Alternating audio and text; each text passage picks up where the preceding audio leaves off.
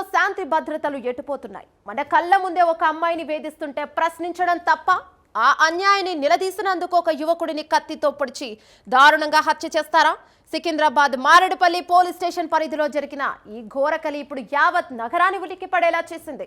గంజాయి మత్తుకు బానిసైన ఒక కిలాడి కేటుగాడు పాత కక్షను మనసులో పెట్టుకొని ఎంతటి నమ్మక ద్రోహానికి ఒడిగట్టాడో తెలిస్తే మీ గుండె జల్లుమనడం ఖాయం.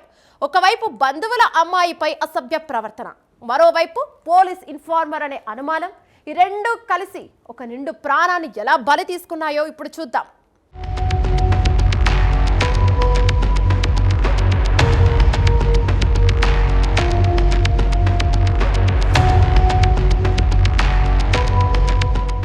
మారేడుపల్లి ఠాణా పరిధిలోని సంజీవయ్య నగర్ బస్తీలో పరశురామ్ అనే వ్యక్తి స్థానికంగా జై భవానీ ఫ్లవర్ డెకరేషన్ బిజినెస్ నడుపుతున్నాడు. అతని కొడుకు శ్రావణ్ తండ్రికి తోడుగా ఉంటూ ఆ బిజినెస్ పనులు చూసుకునేవాడు. అయితే వీరి ఎదురింట్లో నిఖిల్ అనే యువకుడు ఉండేవాడు. వాడు మంచి పద్ధతి గలవాడు కాదు. గంజాయి వ్యసనానికి పూర్తిగా అడిక్ట్ అయ్యి జులాయిగా తిరిగే ఓ కేటుగాడు. ఈ క్రమంలోనే నిఖిల్ స్థానికంగా ఉండే శ్రావణ్ బంధువు అమ్మాయిని తీవ్రంగా ఇబ్బంది పెట్టేలా ప్రవర్తించడం స్టార్ట్ చేశాడు. దీనిపై 2 నెలల క్రితమే శ్రావణ్ ఆ నిందితుణ్ణి నిలదీశాడు. ఇద్దరి మధ్య గొడవ కూడా జరిగింది. అప్పటి నుండి నిఖిల్ మనసులో శ్రావణ్పై తీవ్రమైన కక్ష పెంచుకున్నాడు. మే 31న రాత్రివేళ బస్తీలో ఓ ఇంటి బయట కూర్చున్న ఆ కిలాడి నిఖిల్ మళ్లీ ఆ అమ్మాయిని చూసి అసభ్యంగా సైగలు చేశాడు.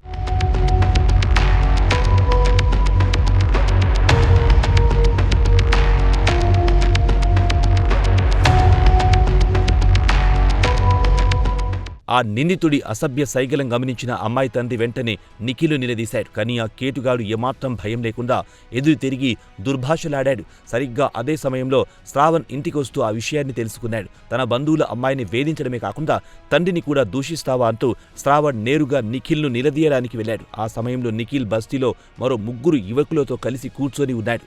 శ్రావణ్ వచ్చి ప్రశ్నించడమే ఆలస్యం గంజాయి మత్తులో ఉన్న నిఖిల్ ఒక్కసారిగా సైకోలా మారిపోయాడు. తన వద్ద దాచుకున్న కత్తిని తీసి శ్రావణ్పై కిరాటకంగా అటాక్ చేశాడు. విచక్షణ రహితంగా 8 సార్లు కడుపులో, చేతి కింద, వీపు భాగంలో పొడిచాడు. తీవ్ర రక్తస్రావంతో శ్రావణ్ అక్కడికక్కడే కుప్పకూలిపోయాడు.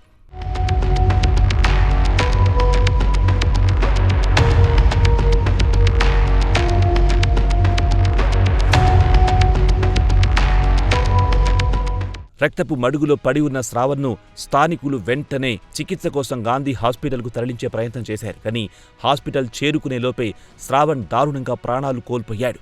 అయితే ఈ ఘాతుకానికి కేవలం ఆ అమ్మాయిని వేధించడమే కారణం కాదు. దీని వెనుక మరో ఫ్లాష్ బ్యాక్ కూడా ఉంది. 15 రోజుల క్రితం గంజాయి విక్రయిస్తున్నాడనే సమాచారంతో ఎక్సైజ్ పోలీసులు నిఖిల్ని అదుపులో తీసుకున్నారు. ఆ ఇన్ఫర్మేషన్ పోలీసులకు శ్రావణే ఇచ్చి ఉంటాడని నిఖిల్ మనసులో తీవ్రమైన అక్కసు పెంచుకున్నాడు. అందుకే పక్కా ప్లాన్తో మర్డర్కు ఒడిగట్టాడని స్థానికులు చెబుతున్నారు. హత్య చేసే సమయంలో నీతుడు ఫుల్ మత్తులో ఉన్నట్లు పోలీసులు కన్ఫర్మ్ చేశారు.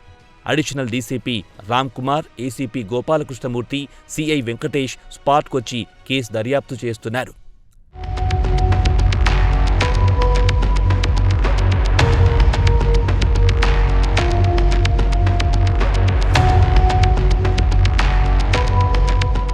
గంజాయి మహమ్మారి యువతను ఏ స్థాయికి దిగజారుస్తుందో చెప్పడానికి ఈ ఘోరమైన మర్డర్ కేసే నిదర్శనం.